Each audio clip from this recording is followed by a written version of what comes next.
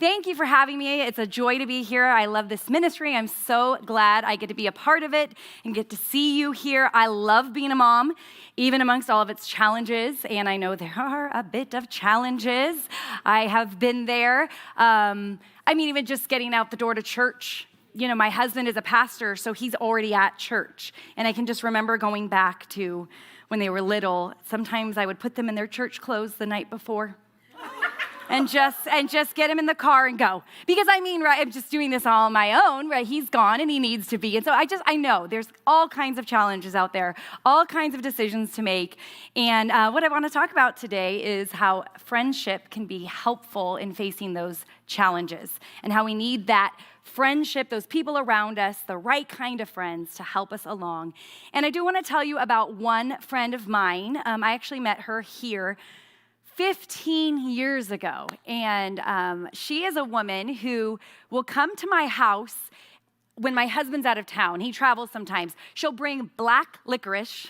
Yum. I know that's very rare for most people to think yum, but she comes at like 9 p.m. and stays till 11:30, and we just chat. My kids are in bed, her kids are in bed. We just chat. She also will pick up my kids and take them on day trips or to See's Candy and buy them way too much candy. She does that. She'll sometimes just look at me and go, I miss your kids. Can I take them on Saturday? And I'm thinking, yes, always yes. Sure, go have fun. This woman also, funny story, she was driving me home from a hot place, Havasu. I was 39 weeks pregnant with my third. My 2- and 1-year-old were in the car with us, and she ran out of gas. So here I am, 39 weeks pregnant, very ready to go with the third one, and we're standing on the side of the road, and it's 110. And I keep teasing her like, you know, this baby's gonna come right now. She's like, stop saying that. You know, I was trying to make light of it because that was a moment where our friendship was tested a bit. You ran out of gas and I'm pregnant, you know. But this woman also showed up in the hospital to visit me once when I had C. diff. Okay, that's a tough thing to have. But when you get visited in the hospital, you have to hazmat suit. You have to have a full suit, a full mask, like gloves. You know, she walked in, hi, you know, it's kind of like that Darth Vader approach, but she came to see me.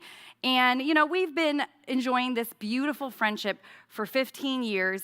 And even if I don't see her all the time, I know she's there for me. I know I can call on her anytime. And she would say the same to me. My husband actually just married her son.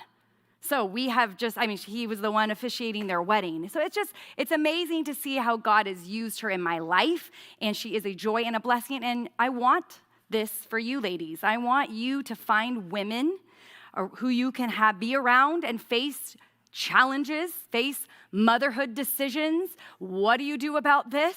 What do you do about this situation? And have people that will support you. And so that's what I want to talk about today is just how beautiful friendship can be when we stay up late talking, when we help each other out with kids, when we bring a meal, right, to one another. We can really support one another.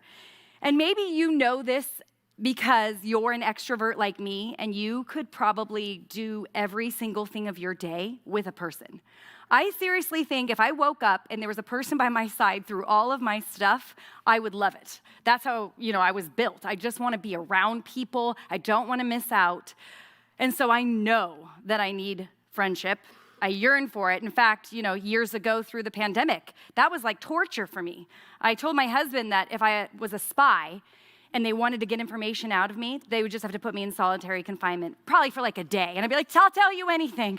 Just let me see someone. I need people.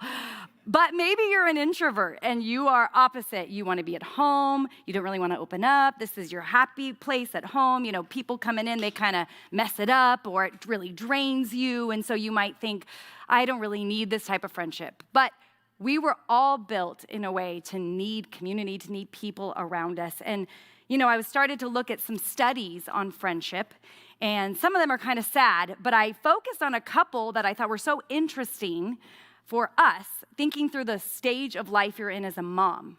One study said it this way: participants who have a friend by their side while completing a tough task have less heart rate reactivity than those working alone. And basically what they've shown, this is Kamarack who did this study years ago, that you are less stressed when you have a friend by your side, that your heart rate is more calm, you're more peaceful, and who doesn't want to have more calm and more peace in their life right now, right? With the baby crying and the toddler needing snacks and all those things. Friends help us to face those issues and to be more calm.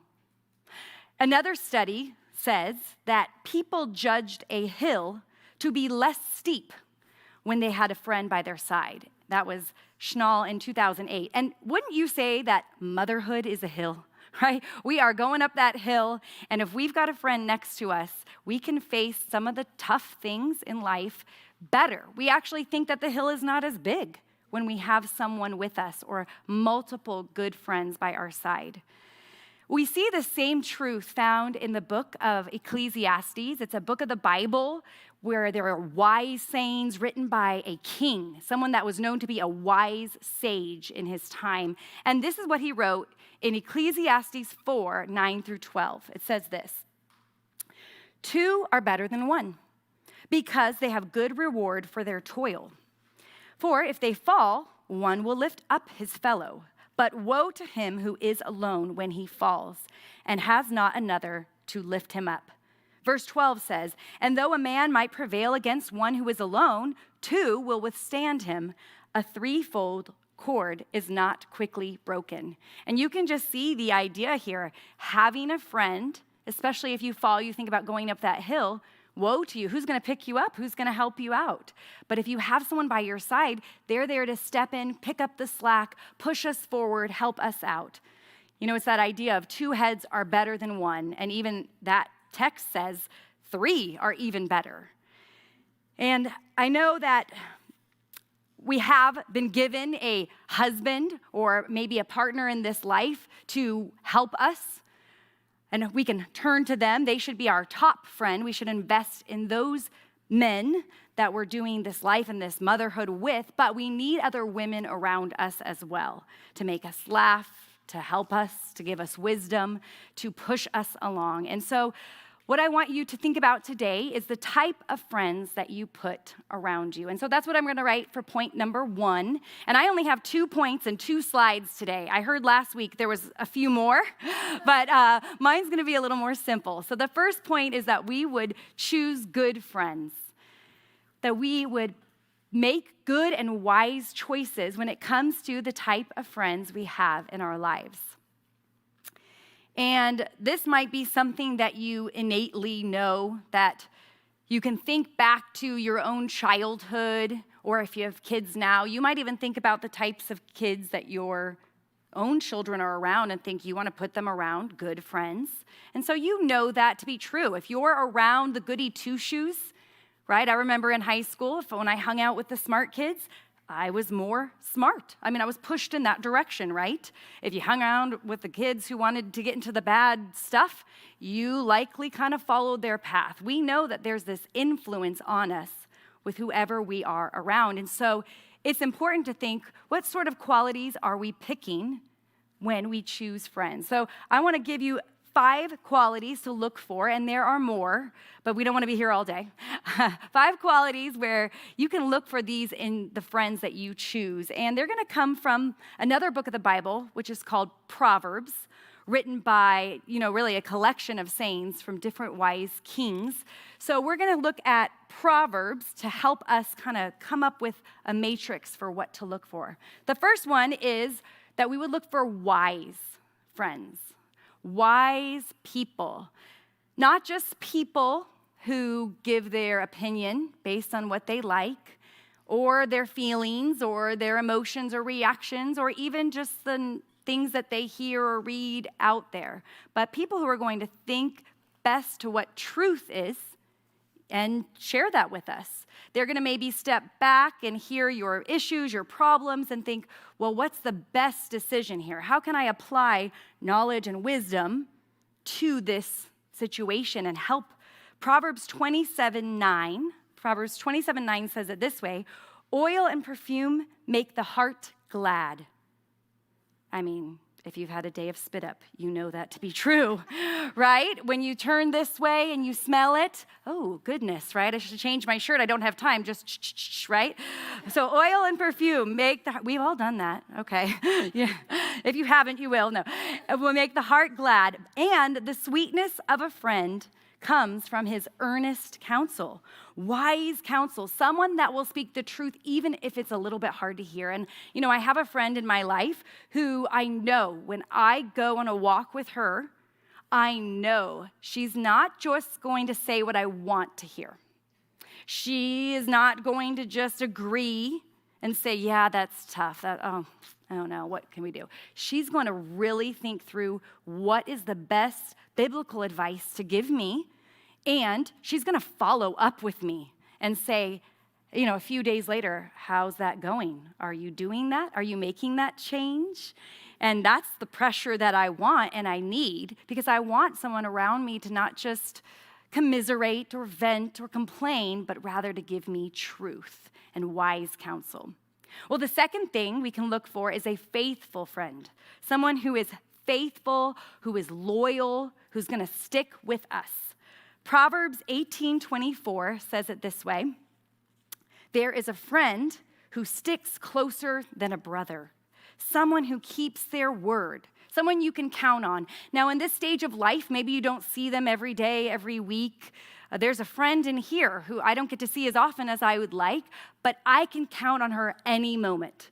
If I have a need, she's there. She would stop what she, was doing and fill in. She would help out. She would offer to support me, even if she's busy. And we want to look for friends that are loyal to us and faithful to us when we struggle, when we make mistakes, that they still, invite us back, that they're still pursuing our friendship. So that's another great quality to look for. A third one is someone who speaks kind words or gracious words. Kind and gracious words. Proverbs 22:11 says, he who loves purity of heart and whose speech is gracious will have the king as his friend. Everyone wants to be around someone whose words are uplifting. I have someone who tells me often, you're a good mom. And, it's like, okay, thanks. I can get through my day. And, especially when we're talking through issues and what do I do with this kid? I've been trying these things. I'm disciplined. I don't know. I'm not sure. I'm struggling still. And she'll listen and help. And then she'll just say, you're a good mom. Keep at it. Keep going. It's like, yeah, that's the kind of bolstering I need in motherhood. Someone to encourage me, someone to send me a text, you've got this, I know you're facing a tough day. All those encouraging words, that's what we need. And we know the opposite is true. Someone who has words that tear down, someone who has words that are maybe like Proverbs 16:28. Someone is a whisperer. It says a dishonest man spreads strife, and a whisperer or a gossip separates close friends. We know we don't want those type of friendships. Someone who's going to talk about us, someone who's going to have strife and angry words. We know that that's not the best for us. And so we need to look for people whose words are gracious, not negative Nancy's or Debbie Downers, okay? We don't want those people around us. All right, number 4, we can look for people who are loving us sacrificially, someone who loves us. Proverbs 17:17 says, a friend loves at all times, and a brother is born for adversity. Someone who doesn't just say the words, but also does the action. Someone who is there to support us when we need. Someone who you feel confident to say, I need help. Would you step in? Would you take my kids?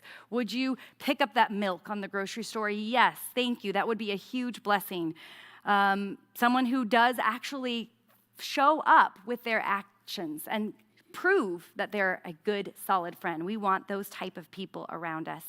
The 5th one, this might be the hardest to hear, but I think it is going to make the list if we really step back and we're honest. The 5th thing would be someone who says the hard stuff. Someone who is not afraid to say something difficult, something that we might not want to hear initially. Proverbs 27:6 says, faithful are the wounds of a friend. Now, it might not be the thing that we initially want to hear, but we know we need to hear it.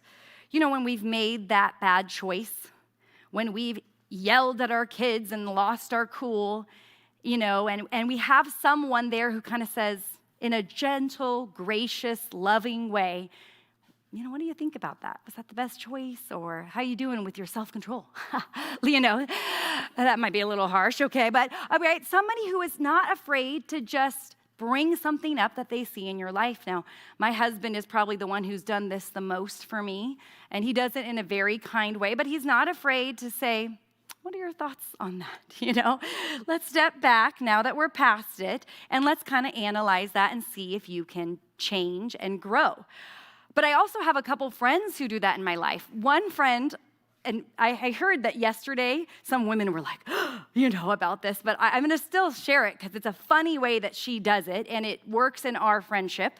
She was over at my house, and I am kind of a loud, boisterous, energetic person, and so my parenting is a little more loud than others, right? Well, we have a 2-story house, and I'm not afraid to yell up to the kids that it's snack or dinner time. You know, kids, A-team, we call them actually. We call them the A-team because they're all A's. Come on down for dinner, whatever. And she was standing by me, and, you know, I'm like, are they hearing me? And, you know, she looks at me, and she just goes, I never yell at my house. And I was like, oh, must be nice, you know. She's such a different personality. She's so calm. I love it about her. She's so peaceful. And, you know, I kind of laughed, and I'm like, well, I guess I do, is what I said. And I kind of walked away, but it got me thinking, maybe I shouldn't yell so much. Maybe there should be more peace. Maybe walking up the stairs and saying, hey, kids, you know, maybe that's a little bit more relaxing environment to be in. But I also have a friend who will call me or talk to me when I've wronged her.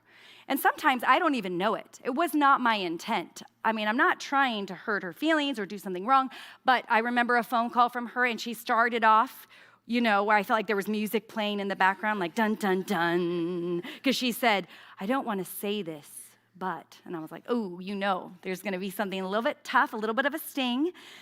And it was a sting, but she was right. And I wanted to know. I wanted to know that there was a problem, and I wanted to address it, and I wanted to be open to that kind of influence, that maybe somebody, you know, is not saying exactly what you want to hear, but they're going to speak the truth to you. They're going to challenge what you're thinking. They're going to challenge why you think that even, or how you do something, and that's good for us. When we really step back and think about it, we want those types of women, not just a yes woman, not just someone who commiserates and vents with us, but someone who can say the hard stuff. Because the truth is, we become like the people we're around. Proverbs 13 says that whoever walks with the wise becomes wise. You put yourself around wise people or kind people or fill in the blank, and you become that too. But the companion of fools will suffer harm. So if you're around fools, that's going to be harmful to you. It's going to affect you and influence you. So we need to look for people that we want to be like, we admire, we look up to. And let me tell you, this is a great place to do that. This is a great place. You've been put into a small group at your table. You've put with leaders, people that you can get to know and open up with and really do this life with.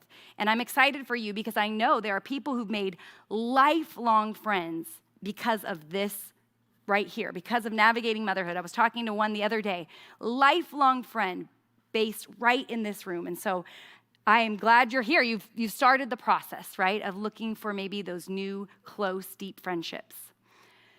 And likely we all really agree that these are the type of women we want. And maybe there's some hurdles that are coming to your mind right now as just we're thinking through this. So let me address a few of those, and I'm sure there are more hurdles. The first one might be time.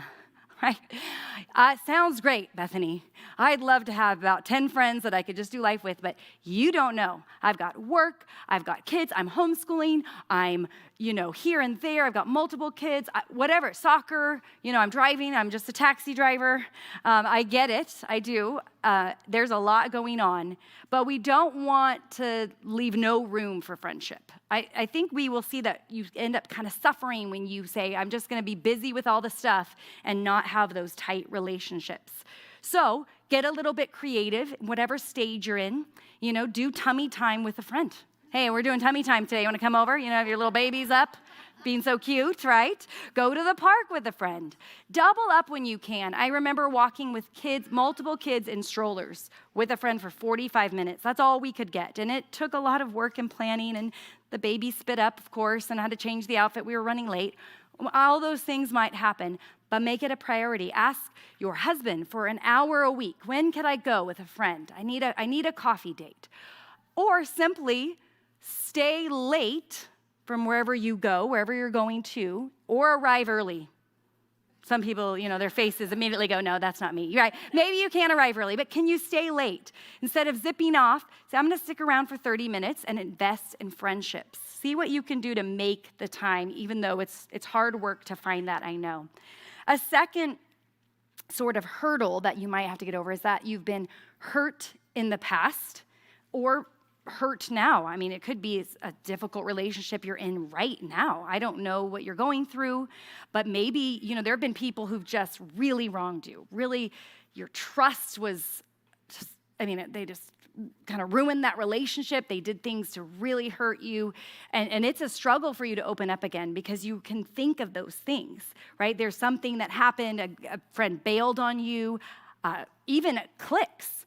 Right? There can be groups and you just feel like you're outside looking in, and you just kind of have that hurt when you think of friendships, that kind of comes to your mind. Well, let me just encourage you to open up and try again, right? Just because it happened before doesn't mean it will happen again. Maybe we need to be more selective in who we choose, or maybe, we just need to say, I'm going to try with one or two good friends to just try to open up and build those relationships again. And I'm just going to put myself out there. And I think you will be blessed for it. A fourth or third hurdle, I should say, is that maybe you are the type of woman who's been pursuing people and they're just not really responding. Have you been there? I have been there. Even recently, last year, there was a woman, I'm like, our kids are hanging out all the time. I just really want to be her friend. And of course, why wouldn't she want to be mine? That's what we all think, right? And honestly, I think this woman does like me. And all of that. I just think she might be full. I think she has her group, and she's a busy woman with multiple kids, and I see her zipping to and from, and hey, you want to come over? Hey, can I have your kids over? Hey, you want to hang out? And after 6 or 7 attempts, I was kind of like, I just don't think she is this space. And that's okay. I'm sure I've done that to people, and actually God brought that to mind just the other day when I was thinking through this hurdle. I remember a woman inviting me, and I just, unfortunately never responded. And so if you're there, you're like, I'm putting myself out there. I keep asking, I keep going, I keep, texting, and it's a no. Maybe we need to stop and just kind of redirect to somebody else. That's okay. I still love this person I pursued. I'm still very kind to her, and if she, invites me somewhere, I'll be in, right? But I've just kind of said, you know what? She's full. Let's turn over here. Let me look and see what kind of friendships I can pursue and who's going to kind of reciprocate that friendship. So let me just encourage you to really kind of pursue those friends, even if you have some of these hurdles and others that I don't know about, because it's worth it. It's a beautiful thing to have women around you who can help you and support you. But I don't want to neglect thinking through the type of friend that you are to others, right? I'm sure when we're thinking about this first point, we want those women around us. Yes, where are they? Sign me up. But let's also just kind of think about the type of friend that we are, and that's where I want to go for point number 2. You can write this down, that we need to be a good friend as well. We need to be a good friend to others. And I think sometimes I don't know if this has happened to you, but sometimes we see something on social media, and it's like all of the people we know and like, and we're like, they're at the beach. I like the beach. I love the beach. In fact, I never took the stuff out of my car from the last time I went to the beach, so I'm ready to go. I didn't have time, right? So there's a sandy towel back there. But you see something happening with a group of people, and you think, why wasn't I invited? They didn't invite me. They didn't ask me. Ouch. I feel bad. And I do think with social media, we can see it all so much more, right? It's just out there. But when we really maybe step aside and think about it, and this happened to me in the same beach scenario, right? I started thinking about the person that I really thought should have invited me to the beach. Anyways, I started thinking about how I was a friend to her. And I'm like, when's the last time I've invited her over? Ooh, couldn't remember. When's the last time I texted her? I couldn't remember. When's the last time I prayed for her? I couldn't remember. When's the last time I asked her about her kids or that tough situation that I knew she was going through? I couldn't remember. And so while I can be pretty, let's just say I can have pretty high standards for my friends, sometimes I forget that I don't have the same standards for myself, right? I'm very gracious to myself. Well, I was busy. That's why I haven't reached out to her. But we can look at other people and kind of be hard on them. And so I think it's good for us to think about the type of friend that we are to other people. And I want to encourage you to do a few things to be a better friend to the people in your life as you're pursuing new friendships or the people you have now. So the first one is that we would be an encourager. We would be a type of woman who is encouraging, who says the positive things. It's easy to be critical, but often what people need is encouragement, a compliment, a gentle push to do the right thing. Texts, phone calls, Marco Polos, when we see them, a kind and encouraging word is going to push the people around you in a good direction. And let me tell you, if you are that type of woman, people want to be around you. I mean, there is someone I can think of in my mind right now. Every time I'm with her practically, she says something nice about me. She's complimenting me. She's pushing me forward. And it's like, I want to be around her a lot. I like that. That helps me, right? Helps me face the things that I'm facing. The second thing we can do to be a good friend is to grow, is to be open to growing ourselves. We want to be careful that our own pride doesn't excuse us from seeing our own problems and working on them. If we want to be better friends to the people around us, husbands, friends, people in our family, everyone, we need to be okay with seeing something that's not quite up to par, a weakness, something we struggle with, and being open to growing in that area. Not shifting the blame to PMS or being tired, which we are, or the baby, or the toddler who just asked us a question 48 times, whatever it might be, we can't shift the blame. We have to say, you know what? No, I'm working on this. I want to grow.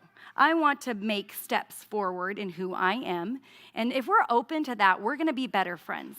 Because we're not going to just be shifting the blame and, it's her deal. She, it's really her fault. We're going to take responsibility and try to move forward in who we are. A third thing we can do to be better friends to those around us is to invest in face-to-face relationships as much as possible.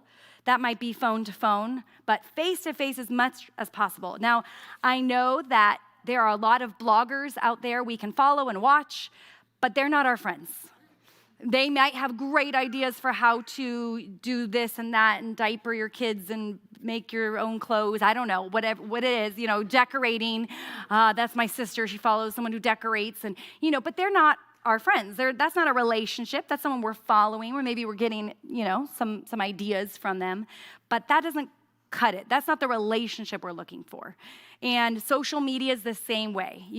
Seeing what people do and just getting updates on their life via that is also not quite going to cut it. So let's pursue as much as possible face-to-face or phone-to-phone sometimes, right? The polo or just the voice, whatever it can be, to really have those connections. The fourth thing, and this, I'll warn you, might be the hardest one in this list, is to be a forgiving person. A forgiving person. One of my favorite verses in the Proverbs, I memorized 10 years ago, but I'll read it for you. It says this in Proverbs 19:11. Good sense makes one slow to anger, and it is his glory to overlook an offense. We are going to be hurt by people. They will not perfectly meet our expectations or our needs, what we feel like our needs are. And if we can overlook it, move on, not hang on to it, not make them pay for everything, that's gonna be the best. And I started this with my husband. I was at a time of life where his just little things were bothering me, like his socks on the ground or something so small, right? I mean, he just takes them off and leaves them there. Just put them in the, dirty clothes hamper, right? I was kind of at that testy, I'm just getting testy. And I memorized this verse and I started to try to apply it. Let me just overlook it. Let me just move on. It's not a big deal. I'll just pick him up or ask him to or ask a kid to. It's not a big deal. And if we can do that with our husbands for sure, and if we can do that with our friendships, that's gonna be much better. We don't have to hash out every single thing. Now, there are some things we definitely need to hash out. There are real hurts. There are real things that we cannot just overlook, that we need to talk to someone about. I'm not going to say that doesn't happen. Yes, there are times when I sit him down and we have a discussion, right? But if we can just I'm going to roll past that. I expect that from you. Really, if I think about if my friends, I expect them to overlook my offenses. Oh, she probably knows I'm just kind of tired, right? I know I said that a little snippety, but she probably knows. I mean, that's what I expect from others. And so if we can do that for them as well, that would be great. Just move on. The fifth thing would be to focus on other people. If we want to be a good friend, we need to be the person who's asking them questions, asking that person to talk more than we talk. This is hard for me. I love to talk, and I have to purposely think, I better ask her 2 or 3 questions because I have 18 stories I could tell right now. And I love to tell stories, and I love to laugh, and all of that. But I need to be asking, how are you doing? How's that going? And I'm always so happy when I do, that I have purposely put somebody's needs ahead of mine.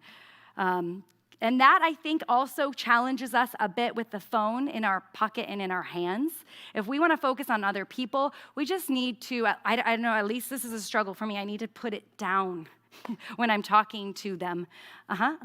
Right? Even our kids, our husbands, they're talking. And if I can multitask. I'm pretty good. But that is not giving that focus to other people. And so maybe there's a distraction in your life that, you're like, I need to do better with that. Put that away. The final item to be a better friend is to not get hung up on differences, not to get hung up on small differences or different ways of doing things. There's a lot of ways to mother, right? There's a lot of options out there. You can use diapers you throw away, or you can rewash them if you want, up to you. You can make your own baby food, or you can buy it. You can nurse, or you can bottle feed. You can nurse till they're 2, or you can nurse for 3 months. I mean, there's just so many different ways, and I think sometimes, if you're like me, I tend to think my way is the best way. No, right? No, not me, right? I have considered what is best, and I will not give my kids red food dye, or whatever it is. There are people that are very, we get really intense about the things that we have decided to do. We're going to make our own sourdough, okay? People have been trying to convince me for years to make my own sourdough. I'm just not going to do it. I'm going to buy it. I'm going to buy the sourdough and love it.